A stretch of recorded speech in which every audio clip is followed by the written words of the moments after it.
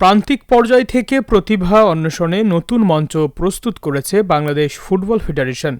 এর মধ্য দিয়ে দেশের প্রতিটি জেলা থেকেই উঠে আসবে নবীন প্রতিভাবান ফুটবলাররা। এই লক্ষ্যে আজ থেকে পর্দা উঠল অনূর্ধ্ব-17 জাতীয় ফুটবল চ্যাম্পিয়নশিপের।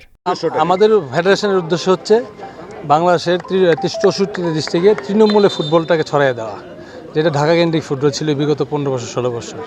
আমাদের এই উদ্দেশ্যের ইয়াতেই কিন্তু আমরা আন্ডার 15 ডিস্ট্রিক্ট ওয়াইজ খেলা খেলেছি। চ্যাম্পিয়নশিপ ফাইনাল রাউন্ড চলছে নোয়াখালীতে।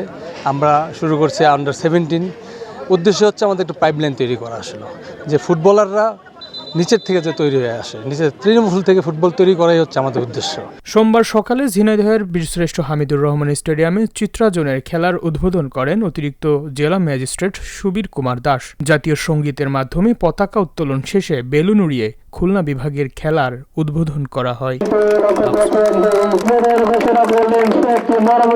উদ্বোধনী অনুষ্ঠানে উপস্থিত ছিলেন অতিরিক্ত পুলিশ সুপার মুশফিকুর রহমান, যুব ও ক্রীড়া পরিদপ্তরের সাবেক পরিচালক নাজমুল হাসান লোভন, সাবেক জাতীয় ফুটবলার কাইসার হামিদ সহ ক্রীড়া সংশ্লিষ্ট ব্যক্তিরা। এ সময় বাংলাদেশ ফুটবল ফেডারেশনের সদস্য অনূর্ধ্ব-17 ন্যাশনাল চ্যাম্পিয়নশিপের চেয়ারম্যান সাইদ হাসান কানন বলেন, জাতীয় দলে অভিজ্ঞ খেলোয়াড় সরবরাহ করাই এই আয়োজনের লক্ষ্য। বছরে আমরা এখান থেকে ট্যালেন্ট হান্ট করে, প্রত্যেকটা ডিস্ট্রিক্ট থেকে ট্যালেন্ট হান্ট করে 60-70টা প্লেয়ার নিয়ে আমরা প্রশিক্ষণের লং টাইম প্রশিক্ষণ করাবো এবং জাতীয় দলে 4 বছর পরে একটা পর্যাপ্ত পরিমাণের প্লেয়ার আমরা দেওয়ার চেষ্টা করব। এটা আমাদের অঙ্গীকার এবং আমাদের বাংলাদেশ ফুটবল ফেডারেশনের সভাপতি তাবিদ আওয়ালের প্রতিজ্ঞা। বাংলাদেশ ফুটবল ফেডারেশনের আয়োজনে জেলা ফুটবল অ্যাসোসিয়েশনের ব্যবস্থাপনায় আয়োজিত লীগ ভিত্তিক এ খেলায় অংশ নিচ্ছে খুলনা বিভাগের 8টি জেলা। উদ্বোধনী ম্যাচে ঝিনাইদহ ফুটবল একাদশকে 1 গোলে পরাজিত করে নড়াইল ফুটবল একাদশ।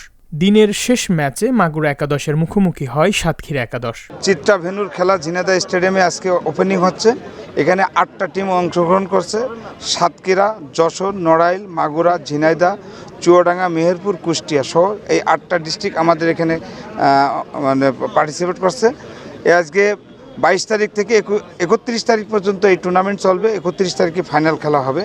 2 টিমের 2টা বেস্ট অফ ইয়ার নিয়ে ফাইনাল খেলা হবে। বাফুফের তরুণ প্রতিভা অন্বেষণে আয়োজন মিডিয়া পার্টনার হিসেবে আছে স্যাটেলাইট টেলিভিশন চ্যানেল এস। প্রায় 1.5 মাস ব্যাপী এই টুর্নামেন্ট দেশের ফুটবলকে আরও সমৃদ্ধ করবে বলে প্রত্যাশা ক্রীড়া সংশ্লিষ্টদের।